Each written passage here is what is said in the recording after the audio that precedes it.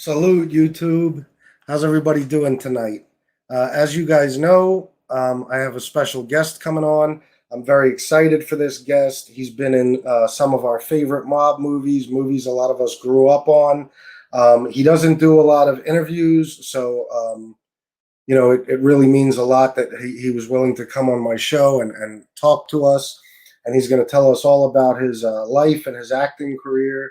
And I'm really excited for this. So, moderators, like I said, please hold down the chat room. And I want to introduce Joseph D'Onofrio. Hey, Hello. Joseph. Hi, everybody. Thank you for having me on your show. Oh, absolutely. Thank you for coming on. I really appreciate it.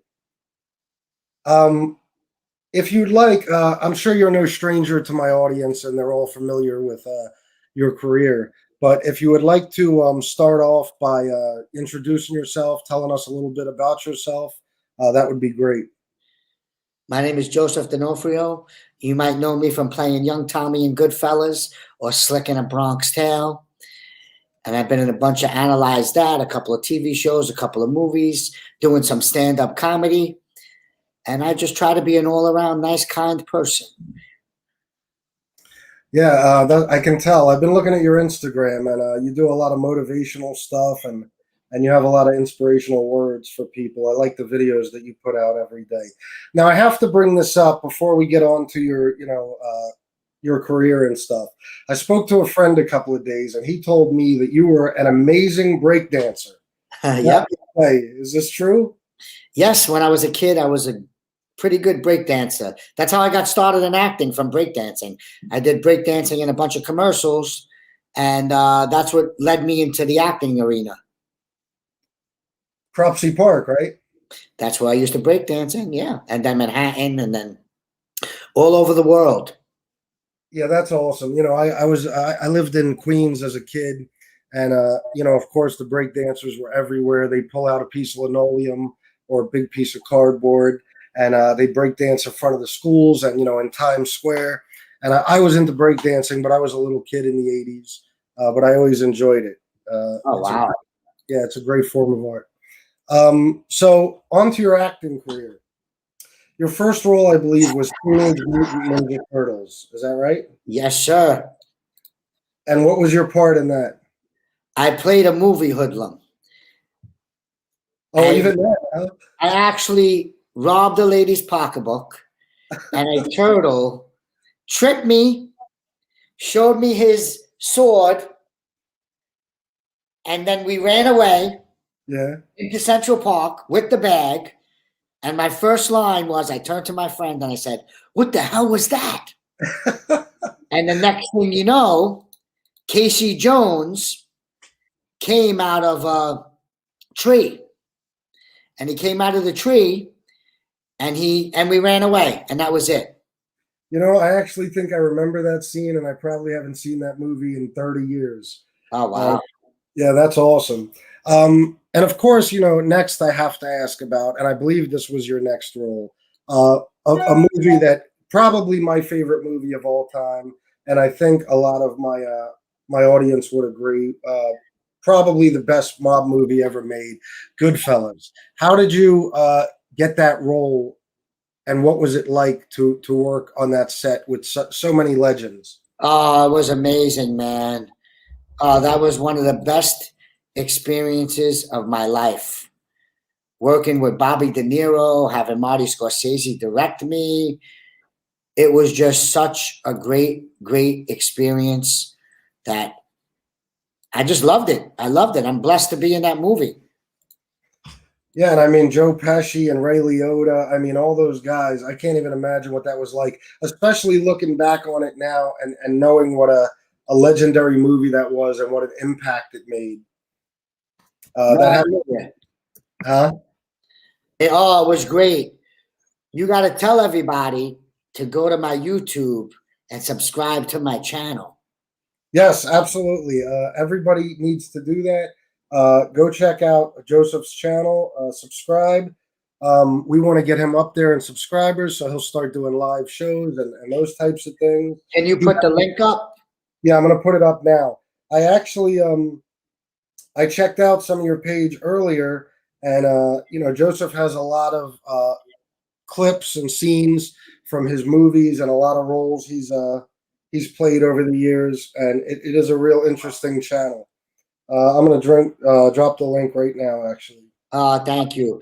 I mean, I've got some stuff on there. I really haven't been big with YouTube, but my friend Billy G told me that YouTube is the place to be. So that's why I'm on here right now.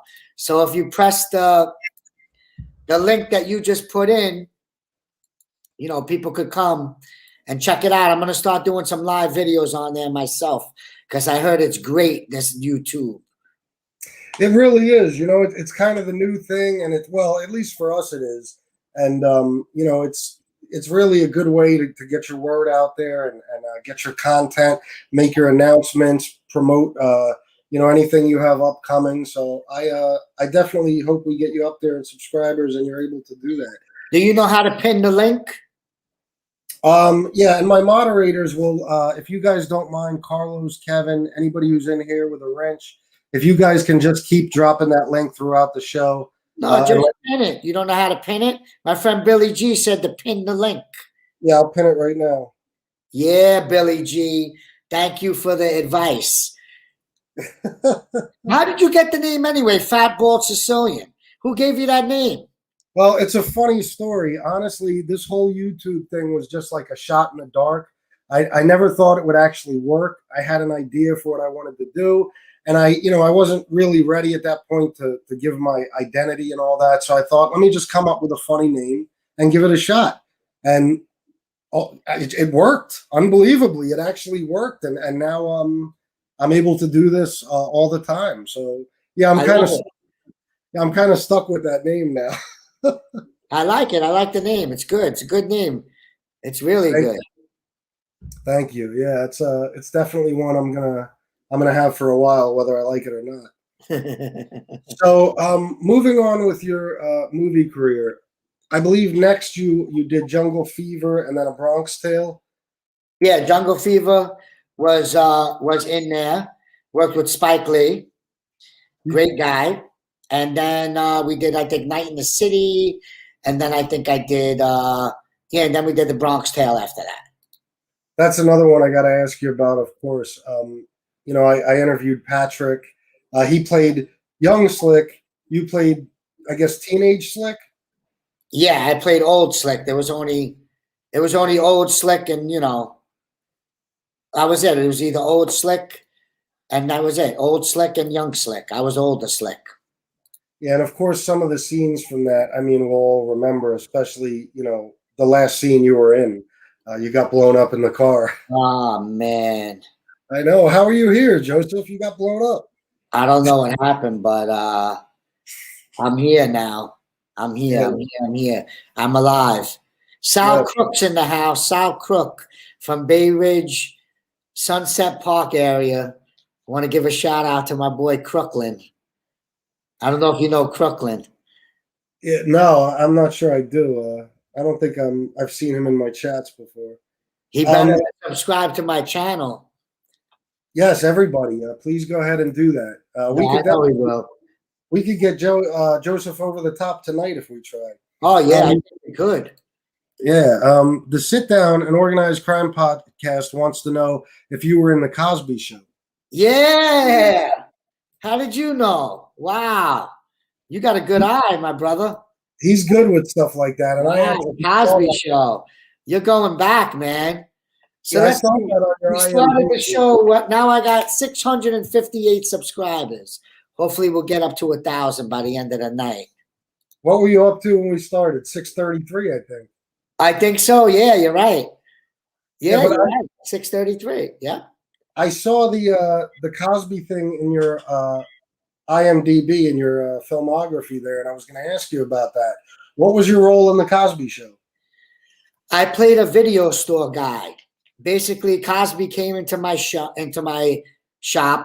and I worked in the video store. And he was like, "I'm looking for Porgy's. I'm looking for a movie, Porgy's and Bess." And I'm like, "You mean Porky's 1, 2, or 3, right?" And he starts laughing or whatever. He's like, "No." He's like, "How about Some Like It Hot?" And I'm like, "Hey, this is a family store. Watch your language. And then he's like, so what do you got? So I come around and I'm like, hey, I got some horror movies. And he makes fun of my voice. This wasn't even scripted. He's like, you like horror movies? And he starts making fun of me, like, while we're doing the scene. And, you know, Cosby, you know, he was great at what he did. You know, we had a good scene. And then we did another scene after that. And that was it. Yeah. See, that's the amazing thing about your career, especially when I was looking through your IMDb. You've really been part of so many legendary things, and you've had so many consequential roles. It really is impressive. I mean, Thank you. Absolutely. Yeah, I was wondering, after I did the Cosby Show, I was feeling a little weak. I don't know. Maybe he put something in my drink. Oh, that's going to be the line of thank you for that. That's hilarious. So when was it? I'm assuming it was around the time of either a Goodfellas or a Bronx Tale. When was it that you realized that, wow, you know, I really have possibly a serious acting career ahead of me? I don't know. Basically, like around 15 years ago, to be honest with you. Oh, really? Yeah, I didn't really take it serious for the first. I didn't take it serious in the beginning. I just got lucky, to be honest with you. I was basically playing myself in all these movies, and after like I don't know, like 15 years ago, I said to myself, you know what? I might be able to do good at this, and I started taking it seriously and looking it up. And now, you know, I take it really seriously, and I really take it seriously. I look up the roles. I just finished this thing, Townhouse Confidential, where I played like a womanizing sleazeball mortgage broker. And I tried to base him on Danny DeVito's character in Wise Guy. And I think it came out good. I think everybody's going to love this part. One of the stars in it, and I'm very excited. You know, it takes a lot to act. I mean, it's not just going to the set and acting. It's also, you know, staying in the camera, getting along with the other actors, getting along with everybody. You know, it's a whole process. And I'm so happy that we finished this and it came out great. Yeah, so like 15 years ago. Yeah, because I mean, like you said, you were a kid from Brooklyn. So those first few roles, you pretty much were just playing yourself, right? Yeah. Yeah, but myself basically punched up like just a little, like I would go into an audition and basically just be like, go in as myself and read off the paper. And then, you know, when I got there, I would just, you know, punch it up or whatever. Like the Bronx Tale, of course, you know, that wasn't how I really am that ain't how I really am in the roles, but they needed a New York guy. So basically I would picture myself as people I grew up with and I emulated them. Yeah. And that's how I did it. And now I like to play different people, like the mortgage broker. You know, I played a dentist. I'm doing a horror movie. You know, I like doing different things. I'm doing a thriller after this. And of course, the TV show Gravesend, which is about the 1990s in Brooklyn, late 80s and early 1990s, which I grew up in. So, you know, it's basically I'm playing people I knew or characters I knew. So it's pretty easy to do that role, and I'm blessed to be on that show. It's on Amazon Prime right now. The first 4 episodes. Season 2's shooting now. We just came back from Miami, and now they're going to shoot in Brooklyn, New York, Bensonhurst, in September. And is this the season that's going to have? I believe Dice is in this, right? Andrew Dice Clay, Amon Asante, William Forsythe, Vic DiBenedetto, William DeMeo, of course, and Peter Gordito, me, Martin Chadwick, a bunch of people, man. It's such a great cast. It's going to be so much fun shooting that show because everybody's like family. And Chris DeMeo kills it as Sammy this season. Oh my God. Leo Rossi's back also. Great cast. Wow, yeah, that is. Yeah, I started seeing on Facebook some of the people that are going to be in it this season, and it really looks fantastic. Yeah, it's great, and it's great to, you know, do something you love. Hopefully, I'll get to kill somebody this season. That's always fun. Right? I want to like choke somebody. I want to just like grab him by his neck and be like, I love playing those parts because in real life, I'm not like that. I'm just a sweet, kind person. Yeah. I would never hurt a fly. But it's great when you get to play these roles and you get to act out your fantasies and do things that you wouldn't regularly do in real life. Yeah, I'm sure it's got to be a hell of an experience. Yeah. And in Gravesend, you played Johnny Mad Dog Mangano, right? That's your character. That's who I'm playing. Yep. Okay. Yeah, I'll tell you the truth. I never started Gravesend, but I really want to get into that. I heard it's really good. Yeah, you should watch it. I'm surprised you didn't watch it yet. No, I don't know why. I don't watch much TV. I just never really sit down and put anything on. But that's one of the shows that I definitely am interested in watching. Like I said, I had family from that neighborhood and stuff, so I spent a lot of time there. So what other roles would you say between, because now we're at Gravesend, is obviously, I believe that started in 2020, right? Gravesend, yes, I think it did. I'm not sure, to be honest with you. I think so. Yeah, so between your earlier years, with Goodfellas, A Bronx Tale, movies like that, and now, what would you say which roles would you say were the most important or made the most impact, or did you enjoy playing the most? What did I enjoy playing the most? I enjoyed doing a TV show called Are We There Yet, where I played Staten Island Mike. It was a comedy. I love comedy. Yeah. Drama is great. I love drama. I love working with Willie DeMeo. It's great. But comedy is my thing. I mean, I'm writing a comedy right now. I'm writing a comedy. I'm writing a horror movie, and I'm going to produce it and make it. And hopefully everybody's going to go see it and everybody's going to love it. This horror movie I'm writing is going to be about a guy. He just kills everybody. That's it. Yeah. He just kills everybody, but in a funny way, like I just want to be a funny character, like something like that, and maybe some makeup on my face. But I think, yeah, I mean, Are We There Yet was my favorite one. But I guess, of course, Goodfellas and The Bronx Tale was, my biggest ones that people know me from. Like, people know me all over the world from that. I mean, people come and I do my Comic-Con shows, and people come and they want autographs and pictures and stuff like that. Yeah, I wanted to ask you about that because I heard you didn't go to not Comic-Con, MobCon this year, right? No, I didn't go to MobCon because I was filming a movie at the time the next week. And what happened was I didn't want to get COVID, because if I would have got COVID, I wouldn't have been able to do the movie. Yeah, but I do have pictures here. If anybody wants any, they could inbox me on YouTube or Instagram, and they could get a couple. They're only 45 a piece. This one, a lot of people like this one. This one I just did, but there's only 100 of these. I don't know if you can see that, but you got Young Henry, Johnny Roast Beef, Vinny Pastore, Paul Savino, Frank Savino, me, and Tony Darrow. This one, there's only 100 of them.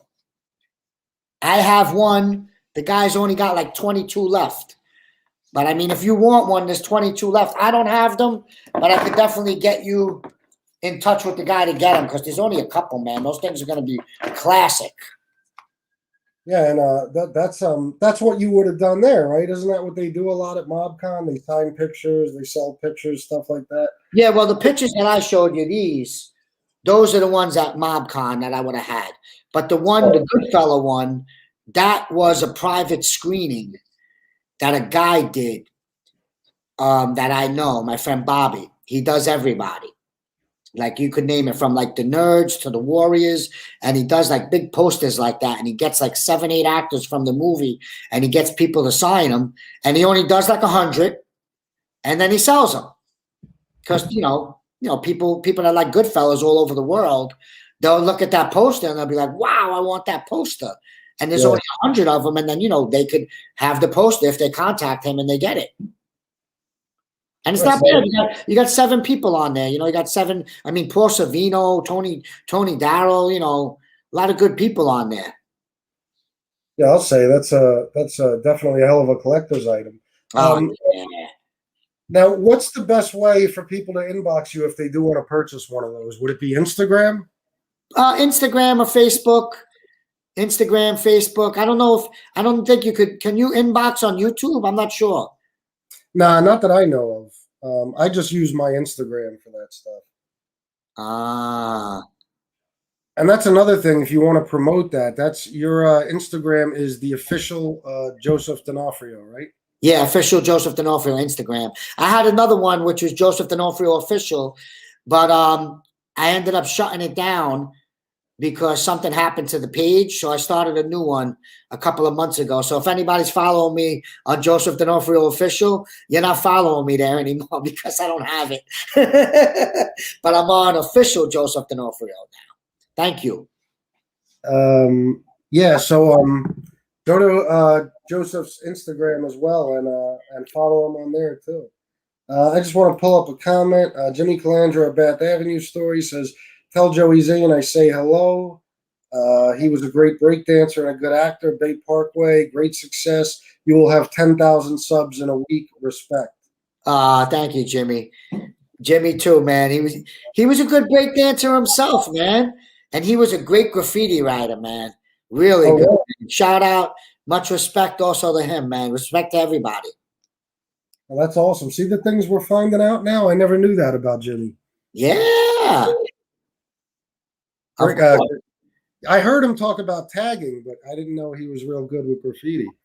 He was good at everything he did, man. I'll see that.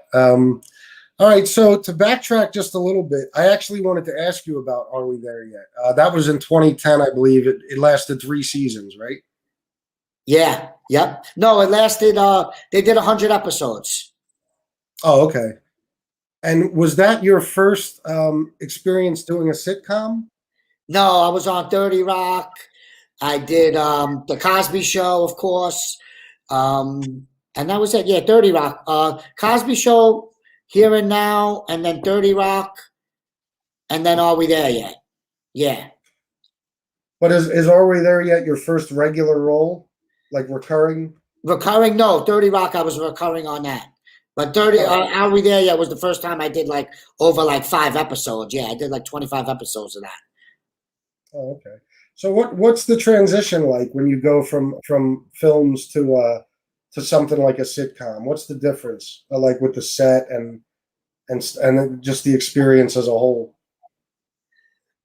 The difference is basically when you're doing a sitcom, you're on a sound stage and there's 4 cameras going at once. So it's easier. I mean, when you're on a film, like, you know, you have to stay in a frame and stay in a camera, and they probably just got 1 camera. So it's different like that. And sometimes you have a studio audience, like the Cosby Show, we had a studio audience. So that was different. You know, you had people in the audience, but yeah. All right. And what as far as what you're doing now or stuff you have upcoming? We talked about some of it before the show, and I know you already mentioned a few things. But are there any other big projects you want to talk about? Well, I talked about Gravesend. I got my comedy show coming up, which is October 16th. It's going to be in Middletown, New Jersey at the Middletown Sports Complex on October 16th. It's going to be a 5:30 entrance, 7 o'clock show. It's going to be dinner and a show. I think it's $65 a head. Tickets are going on sale this Tuesday. There's only going to be like 290 tickets, and I think it's going to go quick. And, you know, I have the movie Townhouse Confidential, which we just finished filming, which is a great, great movie. I play Sal Carmine, worked with a great bunch of people. And then I got 3 Days Rising coming out. I got Love and Love Not coming out. We got Christmas vs. the Walters, a Christmas movie. I play Tony the Elf. I play an angry elf. That was great. And of course, you got Gravesend, which is coming soon. And I'm starting a new movie, but I'm not allowed to tell you the name of it because they don't want me to. Because I don't know, they're keeping it secret. But we're starting in October or November. I'm waiting to get my days now. So you haven't really had. I mean, you've had a career since you were a kid, basically, without any really any time off. It seems like you always have something going on. I can tell by your IMDb. You've always been working, right? Pretty much. Yeah, pretty much. I keep busy. Lately, I've been busy a lot. Thank God. I mean, when I was a kid, you know, I did some, but I mean, like I said, I mean, I really didn't know what was going on when I was younger, so I really didn't know the lingo of, you know, the acting game. Yeah, yeah. And I really didn't know. I wasn't on back then. I was on a different level because I didn't really know about cameras and, you know, overlapping another actor's lines and staying out of light. All this technical stuff I didn't know. But you know, now that I know it, basically the last jobs, you know, the last couple of years, 10 years or whatever, I go to the set and I get the job done. You know, it's like being a carpenter. If you know what you're doing, you go to the job, boom, boom, boom, you bang it out, you're on to the next one, and people want to hire you again because you did the cabinets right. So basically now I go to the set, I get it done, 2 takes, 3 takes, and I make the other actors feel comfortable, and I come and I bring the game, and, you know, boom, and they keep hiring me. This last thing I did, you know, the producer produced another movie 3 years ago, so they rehired me. The movie I'm doing in October, I did like 4 movies with that guy already. The Christmas movie, I did like 3 movies with him. Willie DeMeo with Gravesend. This is like, you know, the 4th or 5th thing I did with him. You know, people want to work with me because, you know, I come and I get the job done. Yeah, obviously, and it's great to see you doing so well. I mean, you really got a hell of a career. The other thing I wanted to ask is about, did you ever feel, even in the 90s or at any point, I'm assuming you did you ever feel like you were typecast and maybe you'd never get to break away from that character? Like the kind of, you know, tough street guy character? I'm always typecast. I play either a tough guy, an angry guy, or something like that. Once in a while, I played a geek once in Who's Jenna. I played a dentist in Sarah Q. I'm always playing tough guys. But you know what? In this last movie I did, Townhouse Confidential, actually, I was booked to play Big Sal, which was an angry, tough guy gangster. And when I went to the party, they had like a party to congratulate us to get casted. There was another character, Sal Carmine, that was in every scene with me and more scenes. And I had to ask the director, you know, who's playing Sal Carmine? And they were like, nobody yet. We're looking for somebody. And I said, can I read for it? And they were like, yes. And I ended up getting the part. So this thing is something different. So I'm excited. But I also did a lot of comedy where, you know, I love being funny. And the stand-up comedy is great. I love doing stand-up comedy. I'm working on new routines. I'm working on everything. I'm being coached about it. You know, because stand-up is a whole different monster. It's different than acting. And, you know, and I'm always looking to learn. But I don't mind being typecasted because there's a lot of roles out there for, you know, tough, crazy guys. They mean me on Godfather or Harlem. I want to play Kathy Narducci's brother. I played her brother in a trailer once. Someone mentioned it to me on Instagram that I should play her brother. And I'm putting it in the universe. Next season, Godfather or Harlem, Joseph D'Onofrio playing Kathy Narducci's brother. Yeah, and I hope you get it. I bet you will. And they could kill me. They can kill you too, huh? After the 3rd or 4th episode. So you're Not after the 1st or 2nd. Give me 3 or 4 episodes. Give me something nice. And then you're willing to be killed off, huh?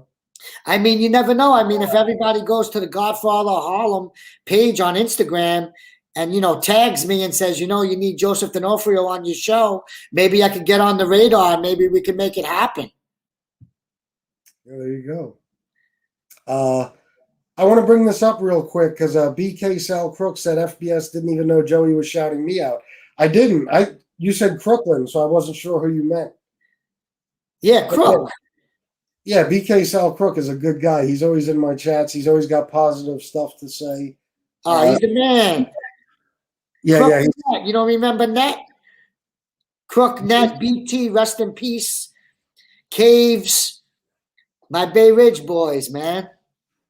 You talking about the caves I'm thinking of? Caves. Caves. Kaves. Oh, no. That's somebody else. Okay, I wasn't sure.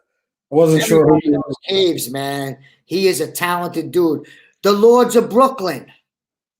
Oh, You never heard of the Lords of Brooklyn? yeah. Oh, they're great, man. They used to open up for Cypress Hill and House of Pain, Adam and his brother Adam. Great people, man. And they did the theme song, one of the theme songs for Back in the Day, the movie with Willie DeMayo that I was in. Yeah, I remember them from when I first started DJing and I first started buying a lot of my vinyl and stuff. I remember them from back then. Oh, Yeah, man. I love those guys, man. I know Caves. I know Caves since we're kids, man. Guys are very, and he's got the place, the Firefly in Bay Ridge. His pizza is unbelievable, man. Oh, you ever been to the Firefly in Bay Ridge? No, I don't believe so. You better go there, man, if you want to get some good pizza. Yeah, Tell him Joe sent you. Tell him Joseph D'Onofrio sent you. Firefly. I'll definitely do that because we're going to be going there soon. We take random trips to Bensonhurst, Bay Ridge, and that's what my grandmother's from Bay Ridge. I love Bay Ridge. He used to have a hip hop brunch. It was awesome. He'd get the best DJs and have like a hip hop artist sing, and it was great, man. And he would make these like red velvet pancakes or French toast. I forgot which one it was, and they were so good, man. I wish he has it again. I told him last time I seen him. I was like, "What's up with the hip hop brunch?" Yeah, really. That's something I'd like to attend for sure. I love hip hop. You still like it? Oh, I love hip hop. I just was at the Sugar Hill Gang concert. I went to Big Daddy Kane. I've seen Coolio. What was it? Rob Bass. And I like freestyle too. Cynthia's one of my favorite freestyle artists. Cynthia, Noel, George Lamont. I'm going to see George Lamont this weekend at the Chris Rivera Foundation boat ride. And they're actually selling tickets. Let me give him a shout out because the Christian Rivera, here it goes, boat ride. It's going to be at the Circle Line. I think you could get your tickets on Eventbrite. 5th Annual Christian Rivera Foundation boat ride, Saturday, August 26th. It's on the Circle Line. I'm going to be there, man. It's a great foundation. Yeah, I'm glad you got to plug that. Anything else you want to plug, by the way, let me know, or we could do it towards the end of the show. Well, you know, I'm always plugging my YouTube. Oh, of course. Yeah, guys. Jimmy needs to have me on for an interview so we can get some YouTube going. Yeah, absolutely. If Jimmy's still in here, maybe he could respond to that. If not, I'll text him. Yeah, I'm sure you guys can set that up. That would be good too. I'd love to see you on Jimmy's show. So what about now? I know me personally, I was a hip hop head since I was a little boy, and I got into the DJing and scratching and mixing, and I still do that. I love it. But this new hip hop, what do you think about this stuff we got now? Well, what do you mean? Like, well, a lot of this mumble rap stuff, and just some of these newer guys. I mean, I'm like hip hop. I like R&B hip hop. I'm like a KRS, Run DMC, Big Daddy Kane. But I like some new stuff. I like Busta Rhyme. Let's see, what's the new jam that I like? I like I don't want to put on a record because they might throw you off here for not having copyrights. I like when they, like Pretty Ricky. Yeah. Justin Bieber. The new Pop Can I like. Swiss Beats, the one from Godfather of Harlem. Oh my God, I love that jam. The theme song to Godfather of Harlem's great. I love Chris Brown. The Baby's nice. You don't like The Baby? The Baby is actually one of the only ones I like. That's from the last few years. Yeah, I like The Baby. I like Little Baby Gunna. He's good. Bad Bunny's pretty cool. I'm looking at my playlist here. Who I have? Nice and Smooth, of course. Oh, of course. I mean, The Baby. Yeah, The Baby. Yeah, yeah. That's about it. I don't like that crazy hip hop. Like I don't like punk rock. Like I don't like hip hop that's like really like crazy. Yeah. I need something I could dance to. Yeah. Yeah, well, that's as a hip hop DJ, that's the stuff I specialized in playing. I was always good at reading a crowd. Are you a sneakerhead? I mean, not really. I mean, I'm gonna put my link for YouTube in the thing so people could come follow me over there and subscribe. No, I'm more of an Adidas guy. I like my shell top Adidas. I've been wearing shell top Adidas for the last like I don't know. I used to be into Nikes, but then I had a boy of mine worked for Adidas. I went to a party and this guy's like, "Oh, I work for Adidas. You want any pairs?" And I was like, "Yeah, send me some." And he sent me some. And ever since then, I fell in love with the Adidas. And I just buy Adidas, like black ones, white ones, blue ones. I got them in every color. And that's all I usually wear, man. I love them. But I do have some Axis also. ACICS, I think it's spelled. I'm not sure. But only for running. Yeah, they're good for running. I'll show you something real quick, Joseph. I showed my audience last night on a video I did. Tell me what you think. I got these recently. Let's see if I can get them up here. Oh, wow. Nice. Got the Run DMC. On DMC, you got the fat laces. Yeah. Oh, yeah. They came with them. They actually, Oh, wow. usually I put the fat laces in. But All I use is fat laces, man. Oh, yeah. I wish I could. I don't have any around, but they're over there. I don't want to go off the screen and come back. But I got. That's all I have is like gray. I have fat laces in every color. I bought them years ago. I even give them away to people. Like somebody will be like, "Oh, I love your fat laces." Next time I see them, I'll bring them some fat laces. Yeah, every time I buy a pair of Adidas Pro models or the Superstars, I always get the fat laces. It's the first thing I do. A lot of people, these younger people, think that the skaters started that style. They don't realize that's a b-boy thing from way back. Oh yeah, that's definitely a b-boy. Yeah, that's definitely a b-boy thing. But I mean, I didn't wear Adidas when I was a kid. When I was a kid, it was more like Nike Airs. Yeah. Nike Airs. Nike Airs was my stuff. Yeah, I love Nike too, but nothing's old school like the Adidas shell tops. You can't beat them. And they're comfortable. They're comfortable. It's like when you walk, you're not walking on rocks. You know, I mean, they're very comfortable. I mean, I don't want to say the sneaker, but there's another sneaker back in the day. It's like I bought a pair and it was like I was walking on rocks. I like threw them in the garbage, but I don't want to say what they were. But they weren't Nike and they weren't Adidas. You're better off sticking with those two. So I dropped your link a couple of more times. I'm going to keep dropping it. Like I said, everybody, let's get Joseph to 1,000 subscribers as quick as possible. I know you guys can do it. I'll keep dropping this link, and I'm sure Joseph appreciates it, and I do as well. So I want to get to the whole stand-up comedy thing. Yeah. When did you enter that foray, and when was that? Like, what inspired you to do so? Well, what happened was I was out one day at a party, and some guy comes up to me, and he's like, "I love your work." I was like, "Oh, thank you." And then after that, he's like, "You think you could do stand-up?" Like a real wise guy. Yeah. Like, "Oh, I love your work. You're a great actor. I love your movies. But can you do stand-up?" And I'm like, I look at him and I'm like, "No, I never did stand-up before, but I mean, I think I could do it if I tried it." And he's like, "I don't think you could do stand-up. I don't think you could do it. Actors don't know how to do stand-up." And then I started naming some actors that were in stand-up. And then I was just like, "Dude, I'll do it. Let's do it." Yeah. And then the guy became my friend. He became my friend. And he's like, "Let's do a show." I was like, "Okay." So then I time went by, like a couple of weeks went by. And I happened to randomly see this guy again. And I told him, I said, "Dude, what's up? I thought you wanted me to do stand-up. When we doing a show?" And he looked at me and he's like, "Oh, you were serious?" I said, "Yeah, I'm serious. I want to do stand-up." So he makes a phone call. He calls up this guy and he says, "Hey, Joseph D'Onofrio wants to do stand-up. You got any dates available?" And he's like, "July 14th at Dangerfields." Oh, nice. And he looks at me and he goes, "You available July 14th?" I said, "Yes, I am."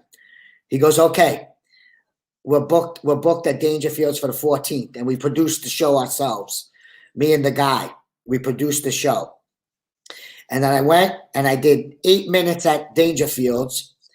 And the guy who owned Dangerfields, this guy named Tony, after the show came up to me and said he thought I was really good.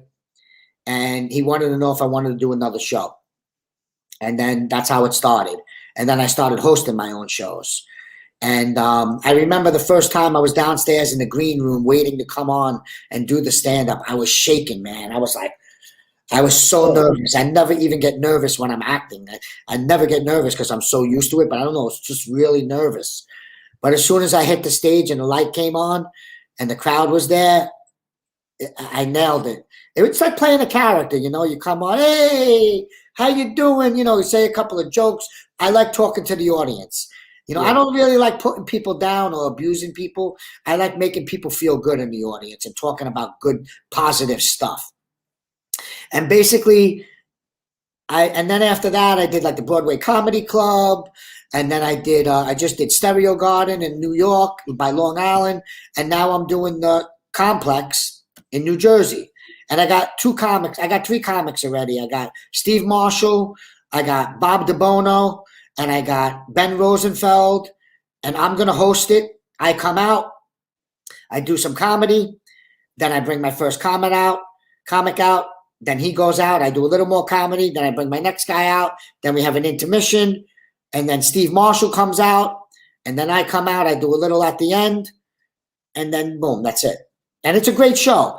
Whenever I do a comedy show, I want to get all headliners. Everybody who's in my show will make you laugh. You're going to have a great time. It's going to be, you're going to go there and you're going to laugh your butt off. And this show that I'm doing now at Middletown, New Jersey, it's only $65 a head. And you get me a meal. You get a choice of either tomato mozzarella, arugula salad. You could get chicken parmesan, tilapia, or like a vegetable primavera. And then you get a dessert too. Either I think it's chocolate cake or cannoli. But don't quote me on that food because it might change, but it's going to be close to that food. It's going to be great food. That's like $60 in food right there. Yeah. And plus you get to see a show. Yeah, true. I might have to buy a couple of tickets for me and my wife for this. You should, man. It's going to be sick. It's going to be they sell out so fast. I mean, almost every show I did, they sold out like so fast that we had to do a second show in a couple of them. It's going to be on Eventbrite. If you follow me on Instagram or YouTube, I'm going to start promoting it. They don't have the Eventbrite up yet, but it's going to be up Tuesday because they just booked me this week. And I'm getting the comics together. I got to get one more comic. I'm thinking of getting this lady. I don't want to mention her name because if I don't get her, then she might be mad. So what kind of time did it take for you to write a routine? Or do you do a lot of this off the top of your head? Because you said you like to talk to the audience. How do you go about it? Basically, I'm always writing something down. Yeah. Whenever I'm out, whenever I'm talking and I see somebody laughing, or I'm in a conversation and I see somebody laughing, I write it down. And then I come home and I put it into a routine. I have a 15-minute routine that I have a set of my own 15 to 20 minutes. I'm trying to work it up right now. I'm working with a couple of people. I want to get it to 30. That's why I'm hosting right now, because like I said, I'm going to do like 7 in front and then the rest in between. And I have little jokes here and there. But basically, I work on it myself. I talk about my life. I tell some stories from movie sets and about things that happened to me and my family. And, basically, growing up in Bensonhurst, things like that. And, I try to talk about things that people identify with. So when I say a joke, you've probably been through it already. So you're like, oh, my God, yeah, oh, wow, yeah, that's funny. So I look for common things. That's good. And a lot of people don't realize, but 15 minutes is a lot for stand-up. Yeah. Just starting out. I know of pretty good comedians that only do 7-8 minutes. Yeah. I mean, yeah, I mean, when I did a show in Staten Island once, I don't know, like 3 years ago, I think I did like 16 minutes, and I still had more jokes. They gave me the light to get off because I did too long. And Yeah. I just felt so good being up there and hearing people laugh, and you say a joke, and then, but it's totally different from acting, because when you're doing stand-up, you have to read the audience. So Yeah. basically I come out, I talk to the audience. Hey, what's up? How you doing? How you feeling? Do a little jokes with the people in the audience, feel them out, get them up, get them going. And when they laugh, I don't talk. When Yeah. when they stop laughing, when the laugh goes, then I talk again. You know? I didn't know that in the beginning. When I did Dangerfields, when I did the 8 minutes, I mean, I just did a whole routine memorized. Yeah. You know, but I went off book. I didn't have the whole thing memorized, but I kept going on and off. But I didn't stop for the laughs, and I didn't know how to read an audience. And then, you know, people taught me, like comics told me, you got to wait for the laugh to go down and then go. Or if they're not laughing, go to the next joke. Or, you know, say something funny like that they're not laughing. Like, hey, you know, why is nobody laughing? What am I going to close the doors and burn the joint down if you don't laugh? Or some crazy stuff like that, you know? Yeah, and I know it's probably a little easier to make the transition since you've had the acting career, but that takes a lot of balls to get up in front of a live audience and try stand-up. That's one thing I don't think I would ever try, because stand-up comedy crowds will destroy you if you don't do well. Yeah, but it's fun. You know what it is? I'm used to it because as a kid, like they told you, you know, I used to break dance, so I'm used to like dancing in front of a crowd, and you know, dancing in front of a crowd, and it's just a great feeling when you get on that stage and that light goes on and you take that mic and you're just like, how you doing, everybody? Welcome to the Joseph D'Onofrio Comedy Show. And everybody's like, yay! And then, you know, I'm not going to say what I say, but you say some jokes and stuff. And, you know, and it's great when you get off a stage and you meet all the people, and all these people like you, and, you know, and it's great just to be liked by people, you know. And it's like I remember when I was a kid and I was younger and I would do these movies and people would recognize me. And, you know, my friends would be like, oh, why is that guy staring at you? What's this guy doing this? Why does that guy want to talk to you? You know, and they would get upset about it. And I'd be like, dude, don't be upset. They like me. They like my work. They want to talk to me because they like me, not because they're looking at me to hurt me. They want to help me. They want to be my friend. I entertain them. And then my friends were like, oh, wow. Oh, and then they started getting it. Because, you know, growing up in Brooklyn, you know, somebody staring at you like, oh, what are you staring at? What's going on? You know, don't stare at me. I'll freaking kill you. But, you know, it takes getting used to it. But I'm grateful that people like me, man. It's a great feeling. Yeah, I'm sure. I'm sure that must be something else to be on stage like that doing comedy. Is there any place that we can see any clips? And do you have any on your YouTube? I don't really let people do videos or do clips because you got to come to the show to see it. Yeah, because otherwise your material will get burned out, right? Or otherwise you could, yeah, because a lot of comics, they do the same thing over and over. I do the same thing sometimes, but I also put new stuff in.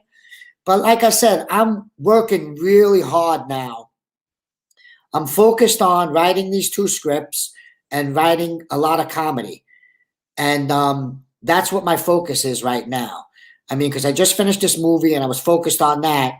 And, you know, my next thing I'm working on is Gravesend, which I think is like 3 weeks away. So this 3 weeks is going to be really hammering on the stand-up and writing these 2 scripts. And, you know, I take it seriously. Oh, there goes the comic, as a matter of fact, calling me, but I'm gonna call him back. One of the comics from the show. He's probably telling me about the girl that I'm trying to get. But you know, you gotta take it seriously, because I want people to come and have a good time. I don't want just you to come to the show and be like, oh, I didn't like that comic. Oh, Joe wasn't funny. I want you guys to have a great time and enjoy yourselves. Have a nice dinner, maybe have a drink or 2, hang out with your wife, have a romantic time. Yeah, absolutely. I'm going to bring up this comment real quick, and there's actually another question I want to ask you about comedy. Jimmy Calandra says, tell Zane anytime. We can rehash the old days, graffiti, breaking, the neighborhood, skating rinks, rap music. Anytime you let me, I'd love to have you. Like I said, you will have 10,000 in a week. He's not lying because I know he's not. Jimmy helped me out in the beginning. He shouted out my YouTube channel, and I had 1,000 subs in 12 days. So he's not kidding. No, I know. I think we need to play stickball because I know he was a great stickball player. Him and his crew. Bay 23rd, they used to win all the trophies in the stickball on PS 200 Park over there. Oh, really? Yeah, I'll tell you the truth. I forgot a lot of my past because it was so long ago. But people tell me stories once in a while, and I'm just amazed at the stories people tell me. Because I went to PS 200 as a public school. It was on Bay 23rd and Bath Avenue growing up there. And then I went to Lafayette, and then I went to New Utrecht. So I grew up in Brooklyn. I grew up around, a couple of crazy people and crazy times. But, we really didn't know what was going on. It was just, it was like the movies. It's like, but now life is different, You learn from everything. Yeah. And you certainly made something of yourself, that's for sure. Some people, I'm sure, took the wrong path and well, I see Apex Predator 69 wants to know where I'm performing.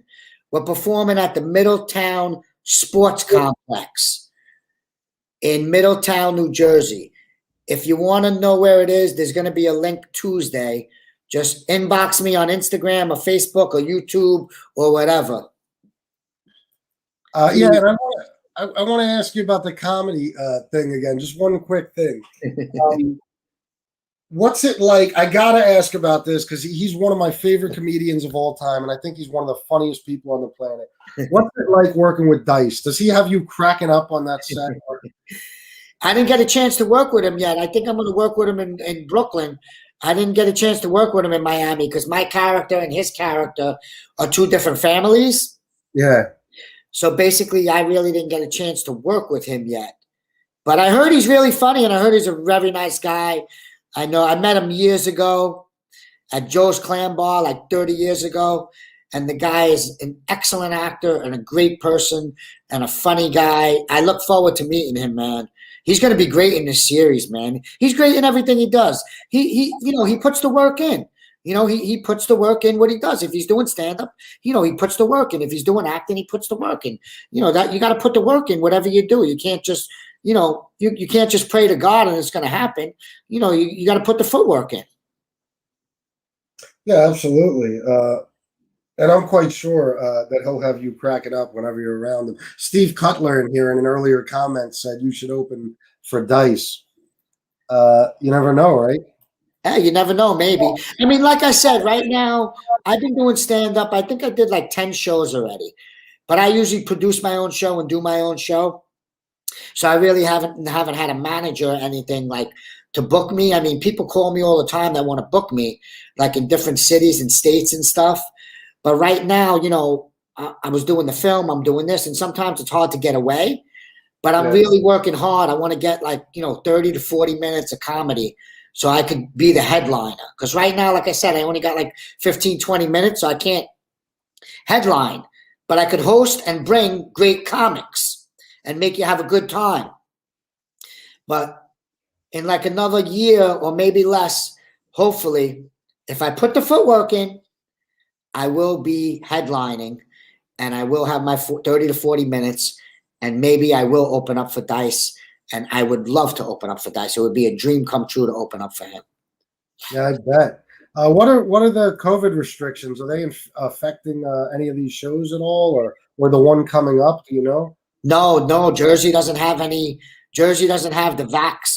You don't have to have a vax to get in. So. Well, that's good. Yeah. Because I was going to go see Dice a couple of months ago, or no, it was a little longer than that. But it was a really strange a venue. You had to be in a little pod and separate. Everybody had to be separated, and I didn't think that would be any fun, so I didn't even bother.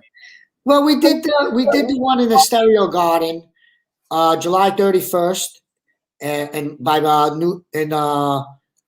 Patchogue, New York.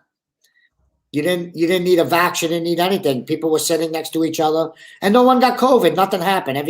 The show went off great. Yeah, that's good to hear. Yeah, it went off good. It was a great show. It was packed. You know, food was included. Everything was good. Everybody in Long Island, New York, they had a great time. I'm looking forward to this one in Jersey, man, because I never really did one in Jersey, and I got a lot of friends in Jersey that wanted to see me. So it's going to be a great opportunity to meet a lot of people. That's another thing, like Instagram and Facebook. I like doing live videos and interacting with my friends and my fans, and it'll be great to meet them. And it was great when I did the one in Stereo God and a couple of fans came down. I consider them my friends, but because they've been on my page for years. And I met them. And it was great meeting them and shaking their hand and taking a picture with them and, you know, just interacting with them, man. Like I said before, it's great to have people like you and want to be your friend. You know, Yeah. I don't want to be enemies with anybody. I don't want to beat up anybody. I don't want to be beaten up. I don't want to have a problem with anybody. I just want to be friends with the whole world. Yeah, that's understandable. It's a lot better than having enemies around every corner. That's for sure. I want to read some comments. I dropped your link again, so everybody please go subscribe to Joseph's YouTube. And that's another thing about YouTube, Joseph. Once you are doing the live shows and stuff, you get to interact with people. You could bring people on your live streams with you and stuff. So I'm sure you'd enjoy that too. Well, I got to figure that out. Maybe, you know, one day you could help me out. Maybe I could get my show going, and then you could tell me how to. I guess I got to use that site you use to get me in here, right? Yeah, StreamYard. Yeah. And then basically that's how I get people in. Yeah, I'm going to start doing it. Once I get up to 1,000 people, I think I'm going to start doing like a show every week and try to build it up because I think YouTube's the future. Yeah, it is. It certainly is. It's a good thing to get in on now. Somebody said on here, somebody asked if you do Joe Pesci in your stand-up. No, I don't do Joe Pesci, but I do a little something like I did something in my last show, not Joe Pesci, but I did like, oh, what am I supposed to make you guys laugh? Well, what am I supposed to make you funny? Well, what am I, like a clown or something? Like I did something like in that type of funny stuff. I did that because, you know, people that come see me, they want to see those characters. Because that's the characters they like. You know, they like the slick character. They like the young Tommy character, you know. So those characters, I try to bring them out in the show every once in a while and tell them a story from the show or something like that. So then, you know, they feel like, you know, that's what they want to hear. So that's what they want to see. So that's what I got to do. Do you do any impressions you could do for us now? I'm not an impression guy. I don't do impressions. Oh, okay, all right. I'm not good. I'm not a good impression guy. I just tell jokes, and I just, you know, sometimes I just talk regular, and people laugh at my voice. They just laugh at me because the way, you know, with the Brooklyn accent. Yeah. It's like the movie we just did, Townhouse Confidential. It was like, you know, just the way we were talking made it funny. You know, like talking to the other characters, like, hey, what are you doing? You know, hey, what do you want? You want pastrami? Hey, you know, I don't like pastrami. Hey, why don't you like pastrami? Oh, it's got too much gluten in it. Hey, pastrami don't have gluten. What are you talking about? Yeah, pastrami's got gluten in it. I said, no, not pastrami. The rye bread has the gluten in it, you knucklehead. The pastrami don't have gluten in it. What are you doing? And he's like, all right, then what am I going to have it on if I don't have it on bread? I'm like, oh, have it on a piece of lettuce. He's like, lettuce. I don't like lettuce. What am I going to have lettuce for? So, you know, just talking like that, people love it, man. Yeah, that was actually a scene we did. We did a scene like that in the movie. We were out in a diner and we were talking about, you know, ordering food and stuff. It was so funny. Yeah, that's funny. I'm glad you did that for us. Joey K said Joey D is real good people. And I'm going to bring this up because Pretty Monita is right. She says, I think you can go live with less than 1,000 if you use a laptop. You can't if you use your phone. That is the truth. If you have over 1,000, you could do it with your phone. If you have under, you can still go live, but it has to be on a laptop or, you know, a PC. No, I went live. I did my live video before. I did my first one. I only had like 2 people on there, so I guess I got to build it up because the people that I have, they're just all like the 600 or whatever I have. I've had them on there for like years, and they're probably all like actors or Broadway people or people I know, directors, this and that. I mean, I need people that are in here to join my subscribe to my channel. And I don't know, can other people suggest for people to subscribe to your channel? How do you get other people to subscribe? People can share your link on their Twitters, their Instagrams, whatever, Facebook. Share videos from your YouTube, and all right, to subscribe. So there's different ways to do it. I'm going to drop your link again. Let me see what else. Oh, this is the Sit Down podcast says, which is one of our favorite lines from A Bronx Tale, of course. You wouldn't want to recite that for us by any chance, would you? What's that? I want to fucking shoot somebody. Oh, I want to fucking shoot somebody. Yeah, I know. And you know, that wasn't even in the script. That was made up. That was an improv. Oh, really? Yeah, it was like, it wasn't in the script. That whole scene, it was only one line in that whole scene. And basically, I remember when we did it, De Niro was directing, and he was like, all right. He's like, all right, here's the guns.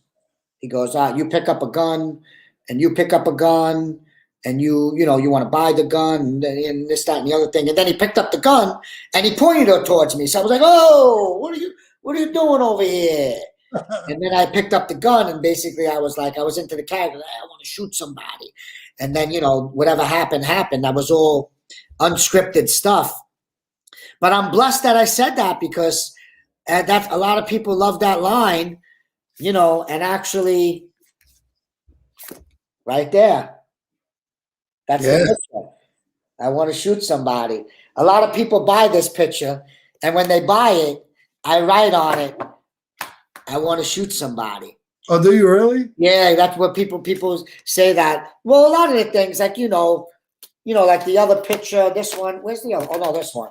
This one I usually write, like, he's with us, he's with us or something, because that's when Chaz Palminteri hit my head against the dashboard. Yeah. And he went boom. And he didn't really hit my head on the dashboard. Chaz Palminteri is one of the greatest gangster actors that ever live. Bronx Tale, the way he wrote that, the direction, the editing, everything about it. There's so much stuff in there that if kids just grasped onto it, they would learn. They would learn so much about life. Yeah, there's definitely a lot of good things that can be taken from that movie. Oh, yeah. Absolutely. That's a great actor, man. I'm hoping to work with him on Godfather or Harlem, man. It would be great. Yeah, do you still keep in contact with him? I talk to him here and there. I mean, we cross paths. We say hi. I went to a show, the Bronx Tale show, which he was excellent in the Broadway play. He should have won a Tony for that.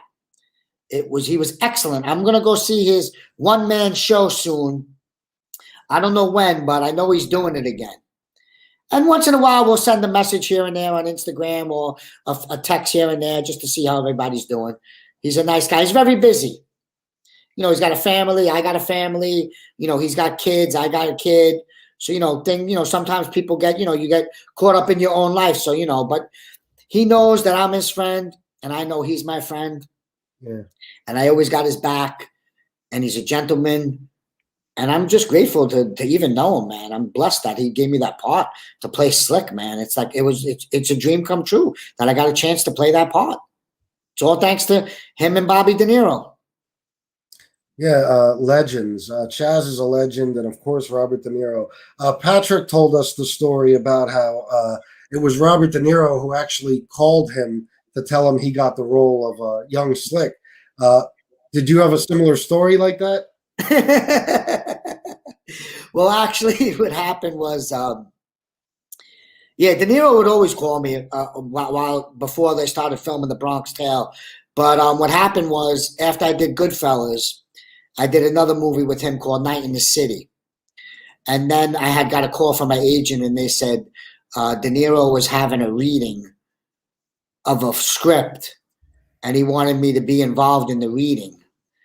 And then I went down and I read the part of Slick at the reading, and it was the reading of The Bronx Tale. And I think, I'm not sure, but I think this was before De Niro actually bought the rights to the script.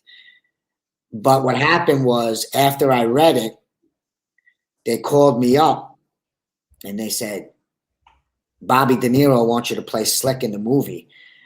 And I was like, all right, cool. And I had to go down to Tribeca, and I met with him, and we met several times. And every time I went, we would meet with different people, like, Crazy Mario, Aldo, Ralphie, and C. And we would meet. I'd come and I'd meet with all these different guys, and like we'd just go over like scenes and rap together, and he'd see how we got along. And basically I went like 4 times, and every time I went, like the first time it was 5 people. The next time I went, it was like 5 more people, but 4 new people and one guy the same.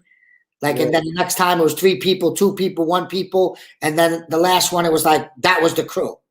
So basically what I think is he was trying to fit people around me to play around me because, my height and how I talk. And, I guess he wanted to make it authentic, and he wanted to see how everybody was. And then, and then we did rehearsals, and then we did it. And he used to call me. We used to talk in his trailer, and he gave me a lot of great advice, great father figure, and very nice person, and very down to earth, and very, very nice. Very nice. That's amazing. What a story. Yeah, I used to call him up too a couple of times. Robert De Niro? Yeah, I called him up a couple of times to talk to him. Really? He's nice, yeah. He's a busy guy right now. So, when I see him, he says hello, he gives me a kiss. How you doing, Joe? Finds out how I'm doing. I got a lot of respect for him, man. The guy's a great actor and a great human being. He's an icon. Yeah, definitely an icon. And he taught me a lot because he directed me in The Bronx Tale and analyzed that. In Goodfellas, when I did the scenes with him, I mean, I feel like, I was acting, but I didn't really have a lot of technique. But when I did analyze that with him, I was more seasoned. And I remember him when he was hanging me off the roof. And right before the scene, he grabbed me and he starts like wrestling me around. And I looked at him, I was like, they didn't call action yet. And he's like, yeah, let's get into the scene because we want to make believe we were fighting a little. And I looked at him and I was like, yeah. And you know what? It was like an acting lesson because that's what I do now. Whenever I know I'm doing a scene, before they say action, I get into the scene. And if I'm fighting in the scene, I want to be fighting with you before the scene starts, And if I'm crying in the scene, I want to be crying before the scene starts. And if I'm laughing in the scene, I want to think about something funny in my head. So he taught, I'll never forget that. He taught, and then even when I punched a guy in The Bronx Tale, I punched a guy off the bike. I remember he told me, because I was like, I think I should say something, Bob. And he's like, no, don't say nothing. Just make a look and punch him. And I was like, okay. And I learned from there, it's not about the words. It's about the facial reactions and the acting. And I try to always use my face. Whenever I'm doing a role, I always like to use my face, the feeling and the emotion in the face. Like when I did the gluten thing, like I'd be like, I look at him like, come on, Sal. Gluten's no good for you, Sal. Come on. Instead of saying a line, you put feeling with it. But I'm grateful that I got those lessons from him, man. Yeah, that's interesting. Like to have the energy of whatever emotion you're going to be expressing in that scene, to already have that energy built up when you enter the scene. Yeah. Yeah, that's an interesting method. All right, let's take some comments here, and I'll let you go. You've given me an hour and 10 minutes so far. I really appreciate this. No, Joseph. thank you, man. It's a pleasure. Anytime. I can't wait to have my own YouTube, man. I'm gonna have questions and answers and anything you want. I got to figure out a format. Yeah, you'll come up with one though. Let me see. Let me paste this again. There's Joseph's YouTube again. The link. Please go subscribe. Let's get him up as high as we can. And my Instagram too. Official Joseph D'Onofrio on Instagram. Yeah, Instagram also. You don't do Twitter, do you? I do Twitter, but I don't really post on there. Joseph D'Onofrio 7, I think it is. I'm never on there, but I mean, people could follow me on there. I don't have too many people on there. It's too many. People are like, oh, you do TikTok, you do this, you do that. I'm like, Instagram and Facebook, that's it. But I think I want to start doing YouTube because I like YouTube. I enjoy it. I think it's better than Instagram and Facebook, to be honest with you. I think you could reach more people and actually interact with more people in a better way. Yeah. Let's see here. We got Steve Cutler says Joey D is a stand-up guy.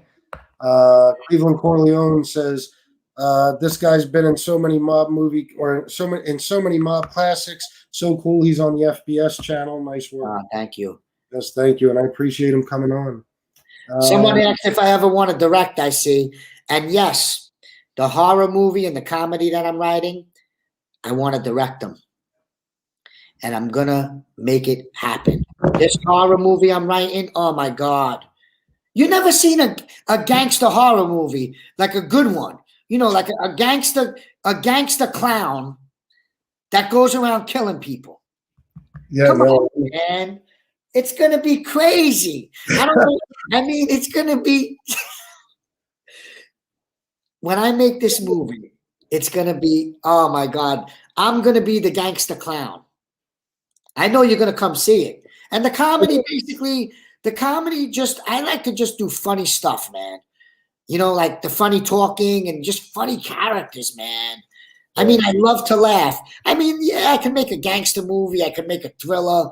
But it's like, yeah, everybody's making gangster movies these days. I mean, you know what I mean? I mean, maybe one day, like, after I make my comedy and my horror movie, maybe I'll make a gang. There's a couple of books out there that I like that a couple of gangsters wrote, like old gangsters wrote, that I read, that I would like to play them in a movie. I'm not going to say which ones they are, but one day, if the comedy and the horror movie goes good and they do well, I'll make one. Sounds good. Let's see. Edward Everett says, do you remember when you were filming A Bronx Tale, next to the record shop was a bar, G&G. It was my aunt's. It's also where you died in the movie. Yes, I do remember G&G. Yes. And then there was one on the next corner too. There was also a place where they had hot dogs. We stood in there when we had holding. We stood in the place on the corner on the next block, past the train station. That was a great filming location, man. Oh my God. We burnt up that store. We shot it up, and then we shot it up, broke the windows. They had people shooting off of the roof, snipers. When I shot the gun, a sniper off the roof shot the window. Wow. So it was like, boom. And then we threw the cocktails in. And then after we did it once, they would redo everything, put a new window in, fix all the burnt stuff. You know, and then we threw the gumball machine through the window. I think Crazy Mario did. They had to redo that. So it took them like an hour and a half to redo everything. So we used to go and hang out on the corner, and there was like a bar or whatever, and listen to music. It was great. Yeah, I remember it. Is it still there? Yeah, we'll see what he says. That's amazing. They actually had a sniper shoot out the window? Yep. On the roof. On the roof. That's fascinating. He was on the roof. They had like 5 cameras going at once. When we did that scene, we did the car. We did the car. We went around. We stopped. We went out. Boom. But you know what the crazy part is? I didn't even know that he was shooting until they told me afterwards. I didn't know someone was he was shooting right through my, like if I made a wrong move, he would have shot me. Jesus. Yeah. I can't believe they were able to do that. What kind of permit does that take? I Wow. don't even know, man. I don't even know. Even they even put me on fire. When I was in the car, I got put on fire. That was another thing I did. It was great. Really? Being put on fire. I'm pretty sure it was a sniper on the roof. I mean, it was a long time ago. So maybe I'm wrong, maybe I'm not. But I'm pretty sure it was. But like I said, that was like 30 something years ago. So who knows? Maybe it was a trick window. Maybe it wasn't. But somebody told me it was a sniper. But who knows? Maybe they were lying to me. I didn't actually see the sniper. Maybe I could put this in my comedy show about the sniper. Yeah, why not? Sounds like something funny. Yeah, I'm gonna write that down. Sniper. Yeah, that'd be funny. That could be something funny. Like, talk about that. Like, wow, he would have shot me in the head. And then talk about like, I don't know if it's really real, but you can make anything funny. Anything could be funny. It's just the way you say it. Yeah, I agree. Definitely. It's all about presentation and all that. Yeah. Jeff Mella says, any relation to Vincent? That's a good question. I wanted to ask you that too. He is my 22nd and a half cousin. Yep. I was supposed to be at the film. His dad, I think Gene D'Onofrio, does a film festival down in North Carolina. And I was going to have a film down there. And I remember him asking me to come to watch the film. And I had asked him, and he said that to me. He said, we're like 22nd and a half cousins joking around. But I never met him. I never asked him. But I appreciate his work, and I love his work. Vincent D'Onofrio is a monster in anything he does. And I could tell he puts in a lot of work in his characters. He's great on that Godfather of Harlem, man. Oh, my God. I don't think anybody else could have did it better than him. Yeah, he's a hell of an actor, without a doubt. Oh, man. From that to Criminal Intent to, Men in Black, where he played the alien. Oh, my God, to everything. Everything he does, he kills everything. I look up to guys like him. Yeah, I saw in Kill the Irishman, one of my favorite movies, the role he played in that. It was good to see him play a gangster like that. He brings he brings his game to every role he plays, man. He brings the power. He puts in the work. He doesn't come, he comes prepared. He does his homework. Yeah. You can tell. Stu Hunter says, and I'm assuming this is directed to you, Joseph, you should try gangster movie reviews on your YouTube. Oh, wow. Oh, that sounds like a good one. That's a good idea. And I could have people that played in the movie as my guests. Yeah, absolutely. If anybody could do it, you could do it. Yeah, that's a great idea. Frank Cracchiola says, what's up, Joe? We have mutual friends. I believe Frank is from Bensonhurst. Frank. Yankees for Life said you did a great job in A Bronx Tale. Thank you. Angry Brown Manlet says at Fatbald Sicilian, all the Italians who are big stars are like 70 plus now. I guess we're talking about the Pacinos and the they are close to 80. Yeah. How old is De Niro now? Do you know? I don't know. He's got to be in his late 70s or something like that. Wow. I mean, well, you got your up and coming Italian American actors, I mean, you got Willie DeMeo, you got me, you got Al Lina, you got Craig DeFranco, you got Paul Borghese, you got Chris DeMeo, which is really young. He's good. I mean, you got a lot of young guys in New York, that's looking to, take that spot. Yeah. You just need the right movie. They were supposed to do a movie called The Legitimate Wise Guy. That was supposed to be a big mob movie. Hopefully they're going to do it one day. And there's a lot of good parts in there. And hopefully they'll make it and you guys can see a good movie. I don't want to talk about it because I don't want to jinx it. But a lot of guys are writing a lot of good movies right now. They're writing a couple of TV shows, a couple of friends of mine. And, hopefully they'll get made. I mean, as There's a lot of good content, a lot of good books, a lot of good contact, a lot of good scripts out there that could be getting made right now, but I don't know. They're not being made. I don't know why, but hopefully soon they will be. Yeah, I think it's time. It's been a long time since we started having, since we had like a cluster of really good mob movies. I don't understand why they're not making them the way they used to. The mob genre is so big, and even, for example, Jimmy Calandra. I don't understand why there hasn't been a Bath Avenue Crew movie yet. Maybe there will be one. Yeah, absolutely. But I yeah, mean, I could probably play one of the parts as an older guy, but not as a younger guy. I mean, I look young, but yeah, you look pretty young. You look pretty much the same as you did in A Bronx Tale. I think Jimmy wrote a book. I'm not sure. I think he did. I mean, maybe one day I got to read it or something like that. I should definitely read it. It's probably a good book. I mean, but you know what it is with gangster movies? I feel like nobody wants to go see a gangster movie unless Robert De Niro or Joe Pesci's in it. So, you got to get authentic guys. Yeah. Like Gravesend, like Willie DeMeo. He's smart. He puts people in the cast that are, good New York actors. I mean, he's not using like Hollywood like guys that don't know about that stuff. It's like Robert De Niro, Joe Pesci, they grew up in New York. They know these guys. They've been around these guys. So those are the guys you wanted to play these parts. Yeah. It's like, look, you got Amon Asante now. You had Paul Ben Victor, William Forsythe. Dice Clay knows a bunch of them. I mean, Al Sapienza is now in it. You got Chuck Zito.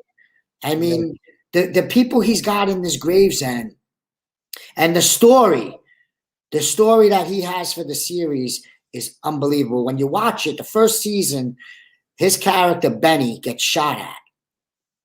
And you're going to want to know who tried to shoot up Benny. And you're going to find out in season 2. Oh, so that was the cliffhanger, huh?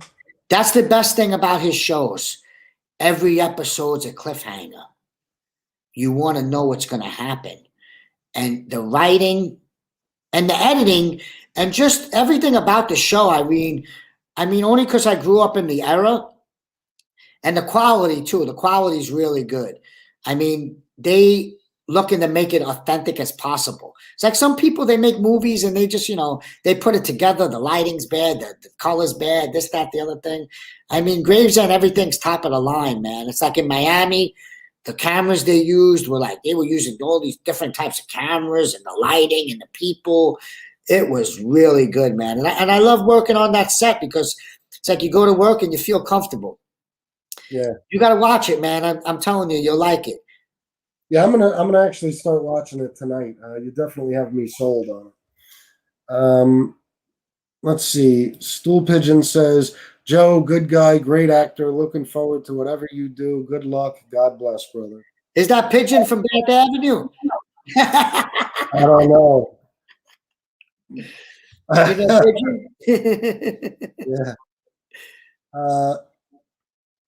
Let's see. Anybody else have any questions? Because I've kept Joseph on here long enough.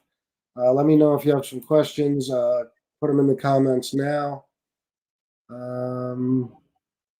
Yeah, Richard Bentoncourt says I'm about to watch it. Gravesend. Yeah, I think a lot of my audience here is gonna be watching Gravesend tonight. Well, I did the Wannabes with William. We did Back in the Day, and he's done a bunch of movies, and he's been making movies since like the 90s, the early 90s. So I mean, he puts a good product out there, man. I think you'd like it. And when you watch it, don't forget to go to Amazon and write a review and let us know how you feel. Even if you don't like it, let us know. You know what I mean? I mean, because you always got to be open. It's like when I make my horror movie. If you don't like it, you don't like it. I mean, not everybody's gonna like it.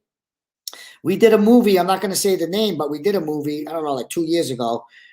Me and a bunch of guys. I'm not gonna say who, but somebody, they didn't like the movie, so they made a bad review. And the director texted me and he's like, "Oh, did you see this review?" And I was like, "Hey, dude, what are you gonna do? Everybody's not gonna like your movie." I mean, some people like it, some people don't like it. If they don't like it, you can't get upset. Everybody has an opinion. You just got to, say whatever. You don't like it, you don't like it, and keep it moving. You can't get upset about it. Not everybody's going to like, not everybody's going to like my comedy show. Not everybody's going to like every joke I say. I mean, I said 2 jokes that people didn't like in my life. Really? I'm only joking. All right. Lexi Johnson says Gravesend is great. I just wish he didn't use HD cameras to film it. If it had that older quality to the film, I think it would have visually looked great. But it's an awesome series. Been waiting for it. Oh, thank you. Jim O'Connor. I don't know if you want to answer this. Jim O'Connor wants to know who's your favorite gangster of all time. Charles Palminteri. Oh, that's gangster actor. I think he might have just meant gangster. Best gangster. I mean, I don't know. Maybe Al Capone, I guess. Yeah, that's a very good answer. I mean, Al Capone. I mean, I love the series that William Forsythe did.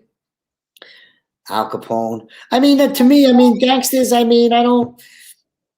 It's like there's the gangsters. It's just I don't even think there's gangsters anymore. The gangsters are done, man. I mean, gangster lifestyle. I mean, it's not around anymore, man. It's different now. Yeah, absolutely. Apex Predator 69 says Joey, the Wannabes had young actors, was a great movie. Thank you. Yeah. Wannabes was good. I was over the top in that. I played the gangster's son. I had fun doing that. That was my first movie with William DeMeo. It was great, man. It was great. I played his rival in that, and then back in the day, I played his best friend.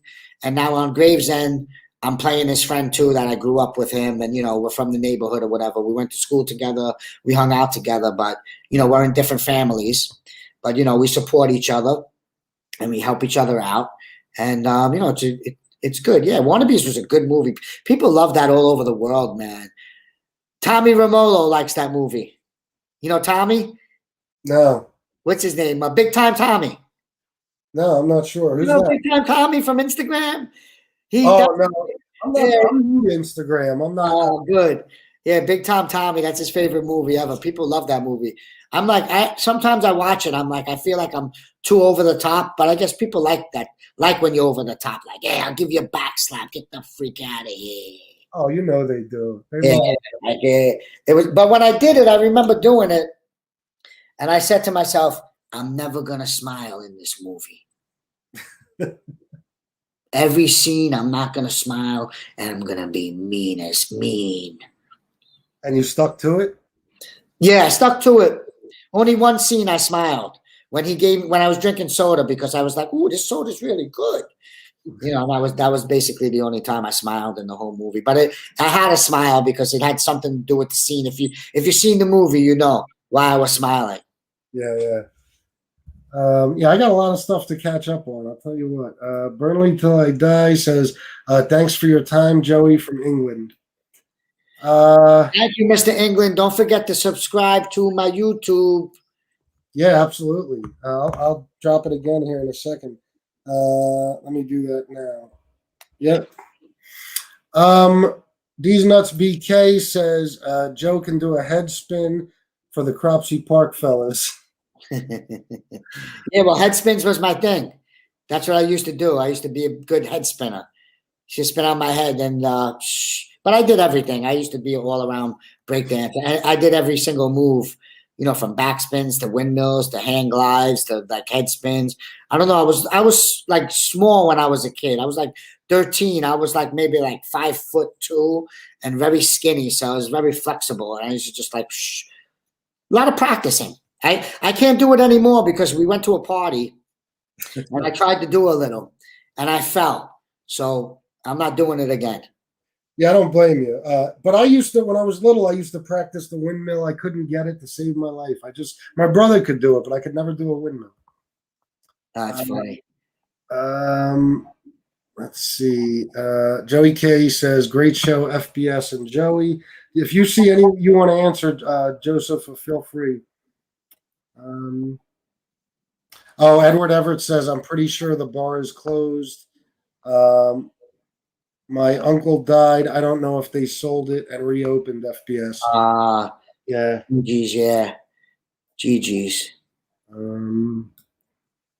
All right. So, yeah, I want to thank you for coming on, Joseph. This was really great. I got a lot of good information out of this. I'm definitely going to start watching Gravesend now. And this was really awesome. I appreciate Thank you for having me on, brother. Appreciate it, man. Yeah. And is there anything you want to plug or promote before you go? Well, first, like you said, subscribe to my YouTube channel, Joseph Yep. D'Onofrio. Second, subscribe to my Instagram, the Joseph Official Joseph D'Onofrio. Friend me on Facebook, Joseph D'Onofrio. And don't forget about my comedy show, October 16th in Middletown, New Jersey. I'm going to be posting it on Instagram and Facebook this Tuesday. $65 a head. You get a dinner included, and you get to see some comedy. Yeah, sounds good. I think I might be. Thank you for having me on, and it's been a great talking to you, and thank you. Yeah, absolutely. Thanks. And hopefully keep in touch. Maybe we could do it again sometime. 100%, brother. Thank you. All right. Thanks, Joseph. Thank you. Bye-bye. See you. That was good. What a hell of a guy. I really enjoyed that. Amazing life experiences, amazing acting career. I'm really happy that I got to interview him, and he doesn't do a lot of shows, so that makes it even more special that he was able to do this. So I'll take a few comments and then I'm going to roll. Where to watch Gravesend? Amazon Prime. You can go on Amazon Prime, and I don't know how it works if you're. It's a good question if you're subscribed, if it's free, or if you have to pay for it. I'm not sure, to be honest. I mean, if you have Prime, I don't know if that's included or how that works. Steve Cutler says, "You be killing it, FBS. Salute. Thank you, man. I appreciate it." Even while I'm doing these interviews, there's things I wish I would have said different, or it's very it's hard to do, but I'm doing my best, and I appreciate having your support, especially during interviews like this, because they mean a lot to me. I never thought when I was watching Joseph play Slick in A Bronx Tale and young Tommy in Goodfellas that one day I'd be sitting here interviewing him. So, and I mean everything from the Cosby Show to other sitcoms, 30 Rock, Are We There Yet? Now Gravesend and all these upcoming projects, the stand-up comedy. I mean, just a terrific career the guy has had. Muscles Maranad. It's free with Amazon Prime. Yeah, then I'll definitely be watching it tonight. Berg Bear says down to earth guy. Absolutely. Joey K, FBS, did you ever think about trying to interview Albert DeMeo? I think that would be a good one. Not yet. I haven't actually thought about him, but there are some people I have in mind. There's a couple that I'm already working on, and we'll see, what comes of that. But I'm going to be reaching out to a lot of people. I'm going to start using the time I have to really get the best guests I can get. George Gallione says, you asked good questions and were well prepared. I tried. Smoke a Newport. I need a cigarette right now. I'm always very respectful when the guests are on. Unless it's somebody I know smokes and they're smoking along with me or something. Like John Capone the other night. I love that guy. He said, before we went on, we were backstage, and he said, can I smoke in here? Because he had a big cigar in his mouth. He loves cigars. I said, oh, yeah, in here you could smoke. Absolutely. Robert Massatelli, it speaks volumes of you, FBS. That's what people think of you. Thank you so much, man. I appreciate hearing that stuff. Chris, hi. All right. Peace out. Thanks for joining. How about that, FBS? How about that, FBS? All right, Berg Bear. What exactly? I mean, the whole thing? The fact that I'm assuming you mean the fact that I'm able to do interviews like this and have these amazing experiences now on YouTube. It's incredible. Doesn't seem real sometimes. Muscles Maranad. Shout out to mom, by the way, FBS. Yes, I will let her know you said hello. Apex Predator 69. William DeMeo is an awesome guy. Met him at SopranoCon 2 years ago. Awesome, friendly guy. That's what I heard. I never met him or had any contact with him, but I will tell you that I would like to reach out to him and get an interview with him. But considering everything he's got going on, that might be a little difficult. But it's not going to stop me from giving it a shot. All I can say is no, right? Got to just go for shit sometimes. Let's see. Yeah, I'll find him, mind someone else's business. When's your next show with Jeff? I don't know, to be honest. I have no idea. Nothing planned. We just kind of wing it. If we decide to do one together, we usually decide a couple of hours before. Yankees for life. Thank you, man. I appreciate it. And you know what? Do me a favor, Yankees for life. As soon as I end this video, go in the comments and just comment something so I can finally give you a wrench. Because that's the only way I know how to do it. I have to find you in the comments, and I can't do it live for some reason. And I was, for like 10 minutes, I was looking for one of your comments so I could give you a wrench. Ray the Road Dog, another home run, FBS. Thank you, man. I appreciate that. Muscles Maranad. P.S. Kyle can still suck it. That was your boss's name, right? Yes, it was. Let's see. Berg Bear. Oh, watching him in the 90s and interviewing him. Crazy. Yeah, unbelievable. I mean, that was an iconic role he played. I mean, what happened at the end, the whole, I feel like fucking shooting somebody, that scene. There was certainly other powerful scenes with the bus and the fight scene and all that stuff. And, young Tommy and Goodfellas. Hendry, oh, shit. I forgot to ask him why he pronounced it Hendry in the movie. See? Hindsight. All right, guys. Well, thank you for being here. Thank you for all the kind words. Thank you for showing me your support and for showing Joseph your support. I'm going to drop his link one last time, and then I will pin it in the comments. So for anybody who watches the replay, please check the top comment and go subscribe to Joseph's channel. I would really appreciate it. And I think you'll enjoy his channel anyway. I know he's going to have a lot of good stuff coming up on there. So there's his link one more time. And I'm going to go, guys. I love you all, and I appreciate your time. I appreciate you coming to watch. And until next time, salute.